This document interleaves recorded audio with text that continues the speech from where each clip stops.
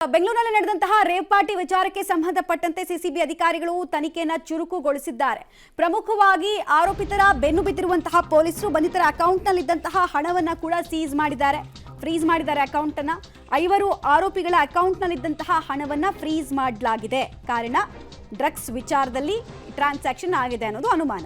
ಆರೋಪಿಗಳ mobile mirror image ಮಾಡಿಸೋದಕ್ಕೂ ಕೂಡ ಸಿದ್ಧತೆಗಳನ್ನ ಮಾಡ್ತಾ ಇದ್ದಾರೆ. ಟೆಕ್ನಿಕಲಿ ಆರೋಪಿಗಳನ್ನ ಬಾಡಿ ವಾರೆಂಟ್ ಮೇಲೆ ಕಸ್ಟಡಿಗೆ ಪಡೆಯೋದಕ್ಕೆ ಸಿದ್ಧತೆ ಕೂಡ ಆಗ್ತಾ ಇದೆ. ಬಿಕಾಸ್ ಡ್ರಗ್ಸ್ ಪೂರೈಕೆದಾರರು ಮೂಲದಾತುಗಳು ಯಾರು ಅಂತ ಗೊತ್ತಾಗಬೇಕಲ್ವಾ. ಹೀಗಾಗಿ ಅವರನ್ನ ಬಾಡಿ ವಾರೆಂಟ್ ಮೇಲೆ ಕಸ್ಟಡಿಗೆ ಪಡೆಯುವಂತಹ ಎಲ್ಲ ಸಿದ್ಧತೆಗಳು ಕೂಡ ಆಗ್ತಾ ಇದೆ. ಆರೋಪಿಗಳ ವಿಚಾರಣೆ ಬಳಿಕ ಪಾರ್ಟಿಯಲ್ಲಿದ್ದವರಿಗೆ ನೋಟಿಸನ್ನು ಕೂಡ ಕೊಡಲಾಗುತ್ತೆ.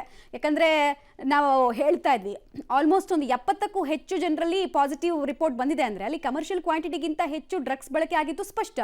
ಸೊ ಆ ಕಮರ್ಷಿಯಲ್ ಕ್ವಾಂಟಿಟಿಯ ಡ್ರಗ್ಸನ್ನು ಇವ್ರಿಗೆ ಪೂರೈಕೆ ಮಾಡಿದ್ದು ಯಾರು ಮತ್ತು ಸಿಸಿಬಿ ಅಧಿಕಾರಿಗಳು ರೇಡ್ ಮಾಡಿದ ಸಂದರ್ಭದಲ್ಲಿ ಸಿಕ್ಕ ಡ್ರಗ್ಸ್ಗಿಂತ ಕನ್ಸ್ಯೂಮ್ ಮಾಡಿದ ಪ್ರಮಾಣ ಜಾಸ್ತಿ ಅನ್ನೋದು ಮೇಲ್ನೋಟಕ್ಕೆ ಗೊತ್ತಾಗ್ತದೆ. ಬಟ್ ಇದೆಲ್ಲದರ ನಡುವೆ ಇವರೇನೋ ಅಕೌಂಟಲ್ಲಿರೋ ಹಣ ಫ್ರೀಸ್ ಮಾಡ್ತೀವಿ, ಮಿರರ್ ಇಮೇಜ್ ಮಾಡ್ತೀವಿ, ಕಸ್ಟಡಿಗೆ ಪಡಿತೀವಿ, ನೋಟಿಸ್ ಕೊಡ್ತೀವಿ. ನನ್ನ ಪ್ರಶ್ನೆ, ವೈ ಸೋ ಲೇಟ್ ಅಂತ? 83 ಜನಕ್ಕೆ ಬ್ಲಡ್ ಸ್ಯಾಂಪಲ್ ಪಾಸಿಟಿವ್ ಬಂದಮೇಲೆ ಯಾಕೆ ಇನ್ನೂ ಮೀನಾಮೇಷ?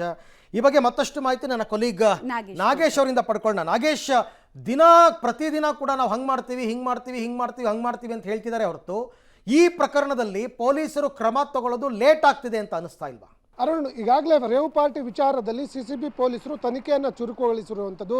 ತನಿಖೆಯ ಭಾಗವಾಗಿ ಈಗಾಗಲೇ ಬಂಧಿತರಾಗಿರುವಂಥ 5 ಜನ ಆರೋಪಿಗಳ ಅಕೌಂಟ್ ಫ್ರೀಸ್ ಮಾಡಿ ಅಕೌಂಟ್ನಲ್ಲಿ ಎದ್ದಂಥ ಹಣವನ್ನು ಸೀಸ್ ಮಾಡಿರುವಂಥದ್ದು. ಅದಕ್ಕೆ ಪ್ರಮುಖ ಕಾರಣ ಇವರು ಡ್ರಗ್ಸ್ ಪಾರ್ಟಿಗೆ ಬಂದಂಥ ಪ್ರತಿಯೊಬ್ಬರ ಬಳಿ ಕೂಡ ಒಂದಷ್ಟು ಅಮೌಂಟನ್ನು ಕಲೆಕ್ಟ್ ಮಾಡಿದ್ದಾರೆ ಅನ್ನುವಂಥ ಮಾಹಿತಿ ಸಿಸಿಬಿಗೆ ಇರುವಂಥದ್ದು. ಹಾಗಾಗಿ ಸಿಸಿಬಿ ಪೊಲೀಸರು ಬಂಧಿತವಾಗಿರುವಂಥ ವಾಸು, ಅರುಣ್ ಕುಮಾರ್ ಸೇರಿದಂತೆ ಒಟ್ಟು 5 ಜನ ಆರೋಪಿಗಳ ಅಕೌಂಟನ್ನು ಫ್ರೀಸ್ ಮಾಡಿರುವಂಥದ್ದು. ಫ್ರೀಸ್ ಮಾಡಿರುವ ಅಕೌಂಟ್ನಲ್ಲಿ ಇರುವಂಥ ಹಣವನ್ನು ಸೀಜ್ ಮಾಡಿ ಈಗ ತನಿಖೆಗೆ ಮುಂದಾಗಿರುವಂಥದ್ದು.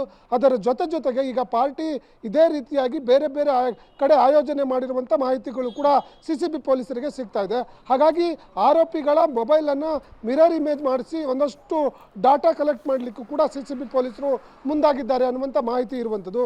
ಅದರ ಜೊತೆಗೆ ಈಗಾಗಲೇ ಬಂಧಿತರಾಗಿರುವಂಥ ಆರೋಪಿಗಳಿಗೆ ಕಸ್ಟಡಿಗೆ ತೆಗೆದುಕೊಳ್ಳಲಿಕ್ಕೆ 2 ದಿನಗಳ ಹಿಂದೆಯೇ ಪ್ರಯತ್ನ ಮಾಡಿದ್ರು ಸಿಸಿಬಿ ಅವರು. ಆದರೆ ಕಾರಣಾಂತರದಿಂದ ಅವರನ್ನು ಕಸ್ಟಡಿಗೆ ತೆಗೆದುಕೊಳ್ಳಲಿಕ್ಕೆ ಆಗ್ತಿರ್ಲಿಲ್ಲ.